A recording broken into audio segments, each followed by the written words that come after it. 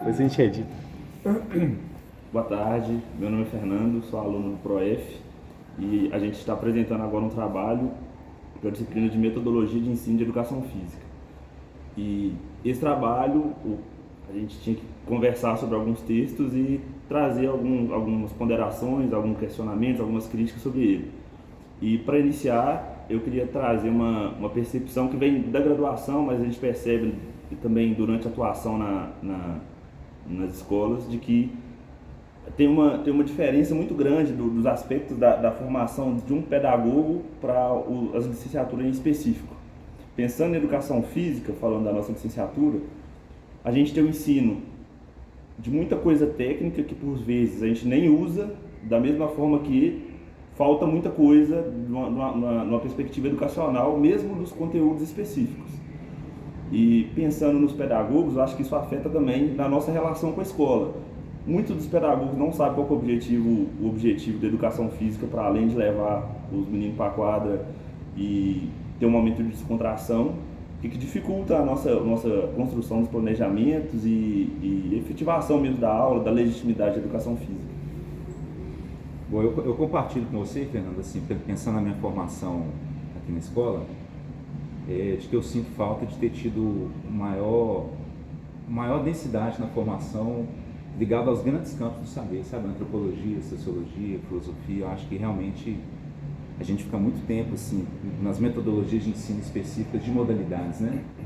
Acho que é importante a gente ter essa ancoragem mais bem fundamentada nos campos do saber, para a partir daí a gente conseguir fazer os desdobramentos para os componentes da educação física, né? E acho que essa é uma das buscas que eu estou no mestrado. Também, até porque, mesmo dentro do aspecto que seria mais técnico, né, mais específico da disciplina, tem defasagem de um tema para outro.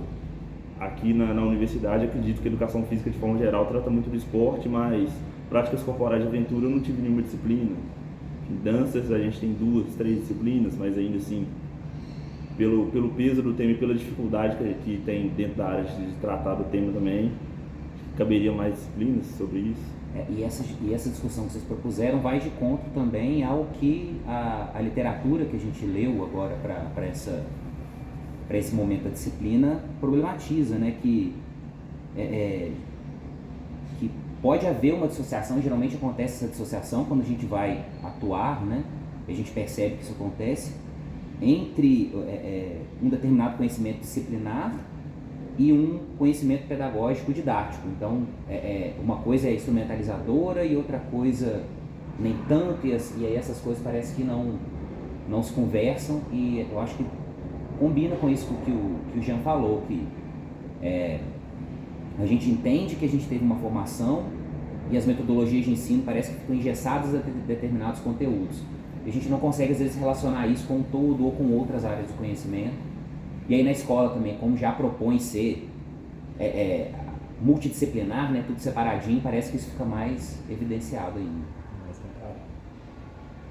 E um dos textos também, né, que a gente leu, que é o texto do Libano, ele trata bastante também das diversidades, da diversidade cultural, que é um conteúdo que a gente tem que inserir nas nossas disciplinas também, de educação física, e que às vezes fica meio de lado, meio de escanteio assim, e aí até o Jean, ele estava comentando comigo também que é interessante a gente fazer essa discussão, trocar essas experiências também. E aí, como é que você enxerga isso na sua escola? Como é que você vê isso na disciplina, no currículo? Como é que você faz isso nas suas aulas aí, Jean? Boa. Então, atualmente eu estou trabalhando numa escola localizada no sul da Bahia, que tem é bem singular, que é uma escola do campo, e que os estudantes eles são 90% indígenas ou afro-indígenas, né? Negro ou indígenas. Uhum. E uma das coisas que me incomoda bastante é o fato da escola que eu trabalho atualmente ser mais uma escola como outra qualquer, como a escola que eu trabalho em Belo Horizonte, enfim, qualquer outra, né? Então, quer dizer que, assim, a minha percepção é que os currículos ainda são... a referência curricular é toda europeia, né? De base epistemológica europeia. Sim. E o que o Libano traz, que ele nos provoca a pensar, é que a gente tem que acolher os sujeitos nas suas diversidades, nas suas diferenças e construir currículos que atendam essas matrizes formadoras deles também, né? que dialogue sim com outras perspectivas, mas que também integre esses saberes que eles trazem, história de vida, dos modos de trabalho dos familiares.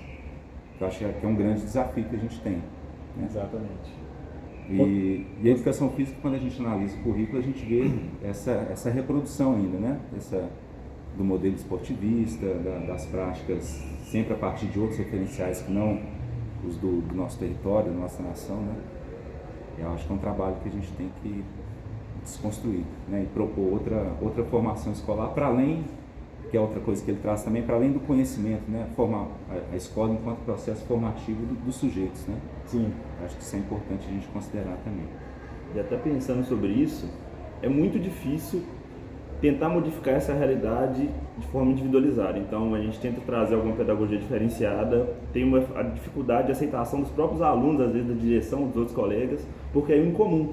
Então, nesse momento do ano, todo mundo fazendo prova externa, que é o que pauta, às vezes, quanto que a escola vai receber de verba de não sei das quantas, o professor é cobrado pelo resultado que está tendo. Você vai tentar trazer uma prática voltada para a ludicidade. Onde é que isso se encaixa dentro desse contexto? Como é que você faz essa modificação sozinho?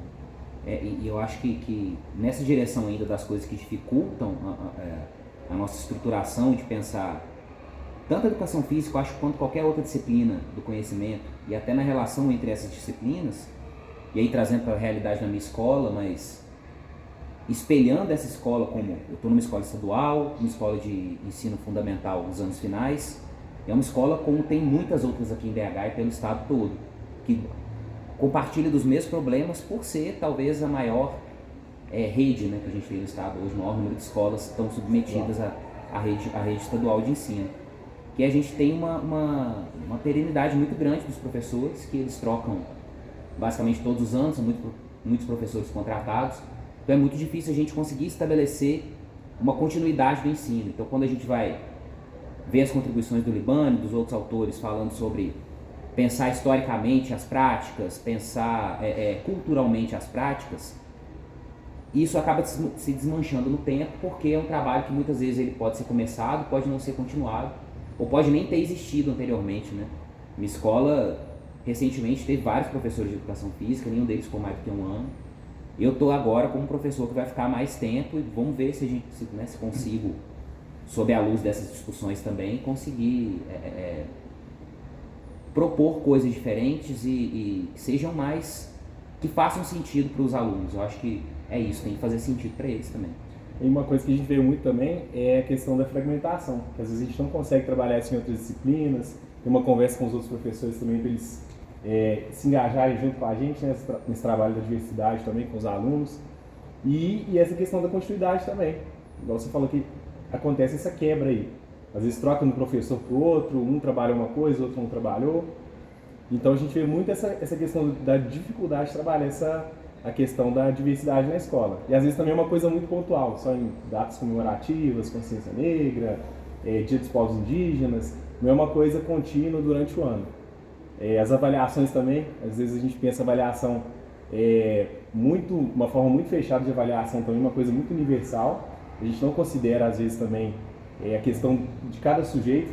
Claro que é uma coisa muito difícil também, a gente tem várias turmas, vários alunos, passa por diversas turmas, às vezes uma coisa meio impossível, né, da gente fazer uma coisa mais individualizada, mas a gente tem que fazer esse trabalho, né, de pensar essa diversidade, essa questão do sujeito, essa questão única de cada um.